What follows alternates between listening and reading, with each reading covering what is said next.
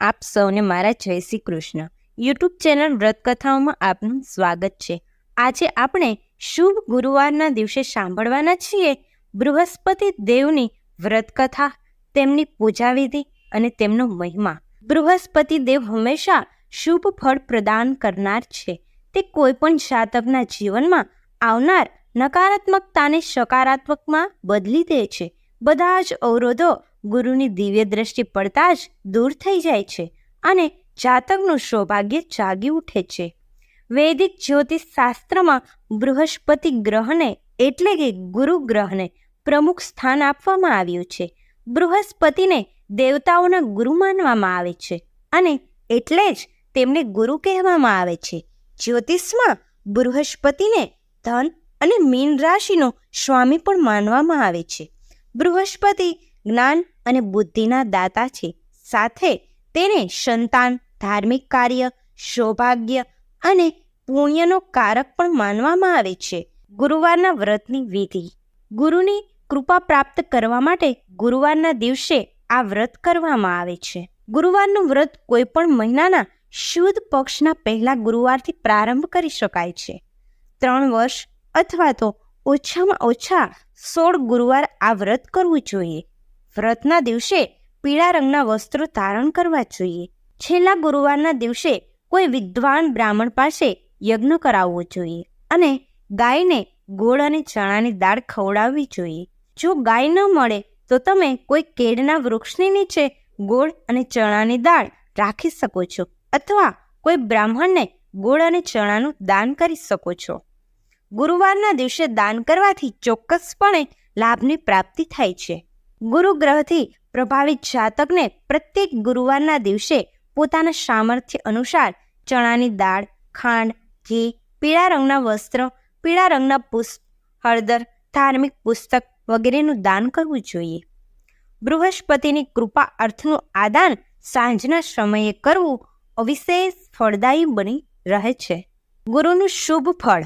કોઈ જાતકની કુંડળીમાં જો ગુરુ ગ્રહ એ શુભ ફળ પ્રદાન ન કરી રહ્યો હોય તો નીચે જણાવેલા ઉપાય અજમાવવાથી ગુરુગ્રહના શુભ ફળની પ્રાપ્તિ થશે.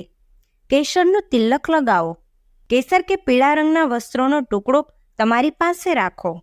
બદામ અને નાળિયેરને પીળા રંગના વસ્ત્રોમાં બાંધીને વહેતા પાણીમાં પ્રવાહિત કરી દો.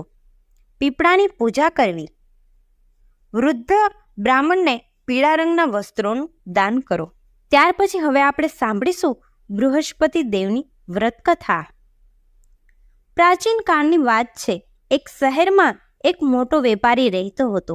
તે અન્ય દેશોમાં વહાણો દ્વારા માલ મોકલતો હતો. ઉદ્યોગપતિએ ખૂબ પૈસા કમાયા અને ઉદારતાથી દાન પણ કર્યું. પરંતુ તેની પત્ની એ કંજૂસ હતી. એ એવી હતી કે કોઈને એક પૈસો પણ આપતી ન હતી. એકવાર તે વેપારી વેપાર કરવા માટે બીજા દેશમાં ગયો હતો. તેમના ગયા પછી બૃહસ્પતિ દેવ સંતના વેશમાં તેમની પત્ની પાસેથી ભિક્ષા માંગવા માટે આવ્યા.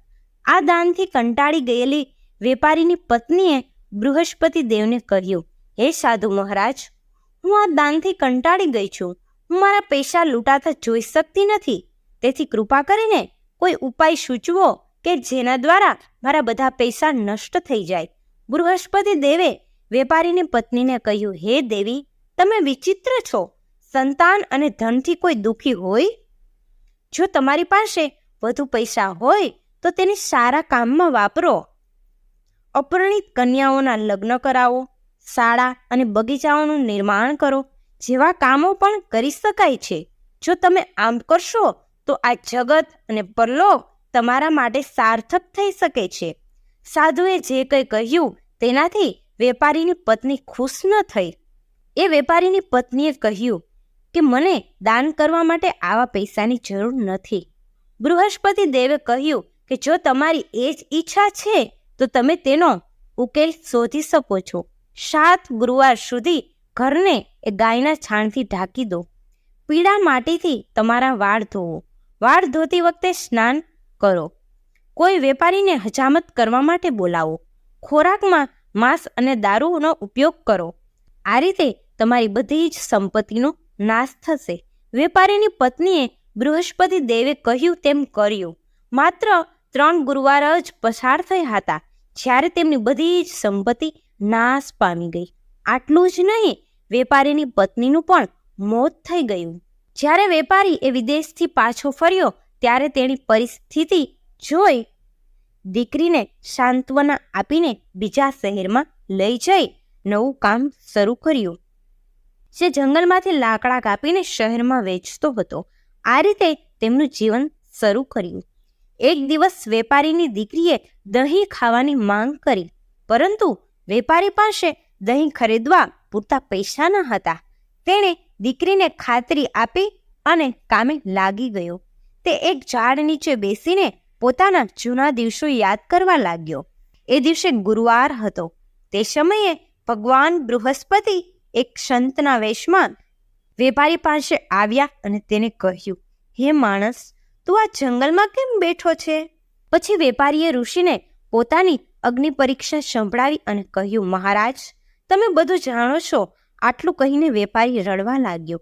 આના પર બૃહસ્પતિ દેવે કહ્યું, તમારી પત્નીએ બૃહસ્પતિ દેવનું અપમાન કર્યું છે.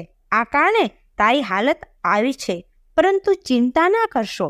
બધું જ બરાબર કરવા માટે ગુરુવારે વ્રત કરો અને ભગવાન બૃહસ્પતિની પ્રાર્થના કરો. આ ઉપરાંત 2 પૈસાની કિંમતના ચણા અને ગોળ લઈને પાણીના લોટામાં ખાંડ નાખો. તે અમૃત અને પ્રસાદ તમારા પરિવારના સભ્યોમાં વહેંચો. જેઓ કથા સાંભળતા હોય તેમને પણ આપો. પ્રસાદ અને ચરણામૃત જાતે સ્વીકારવું. તમારું કલ્યાણ અવશ્ય થશે. સાધુની વાત સાંભળીને વેપારીએ કહ્યું કે મારી પાસે એટલા પૈસા પણ નથી કે હું મારી દીકરી માટે દહીં ખરીદી શકું. આના પર ઋષિએ કહ્યું, હવેથી તમને શહેરમાં તમે જે લાકડા વેચો છો તેના કરતાં 4 ગણી કિંમત મળશે, જે તમને તમારા દરેક કામ પૂર્ણ કરવામાં મદદ કરશે. દરરોજની જેમ તે લાકડા કાપીને શહેરમાં વેચવા ગયો. સારો ભાવ મળતા તેને દીકરી માટે દહીં ખરીદ્યું અને ગુરુવારની કથા માટે ચણા અને ગોળ લીધા અને વાર્તા કહેવાનું શરૂ કર્યું.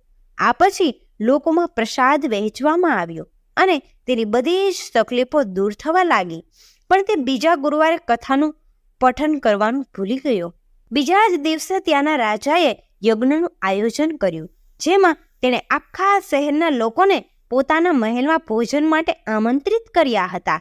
વેપારી અને તેમની પુત્રી એ થોડા મોડા પહોંચ્યા, છતાં તેઓને રાજાના મહેલમાં ભોજન પીરસવામાં આવ્યું. તે દરમિયાન રાણીએ જોયું કે તેનો એક હાર જે ખીતી પર લટકતો હતો તે ગાયબ હતો. રાણીને વેપારી અને તેની પુત્રી પર શંકા ગઈ. રાજાએ બંનેને કેદ કરવાનો આદેશ આપ્યો. બંને એ ખૂબ જ પરેશાન હતા. આ વિકટ પરિસ્થિતિમાં તેમણે બૃહસ્પતિ દેવને યાદ કર્યા. પછી બૃહસ્પતિ દેવ ત્યાં આવ્યા અને કહ્યું કે આ તેમને તેમની ભૂલનો અહેસાસ કરાવવા માટે છે. બૃહસ્પતિ દેવે સલાહ આપી કે તમને અહીં ગુરુવારે 2 પૈસા મળશે. આમાંથી ચણા અને ગોળ મેળવો. પછી ભગવાન બૃહસ્પતિનું સ્મરણ કરો અને પૂજા કરો અને તમારી બધી સમસ્યાઓ દૂર થશે. બૃહસ્પતિ દેવે કહ્યું તેમ વેપારીને જેલના દરવાજે 2 પૈસા મળ્યા.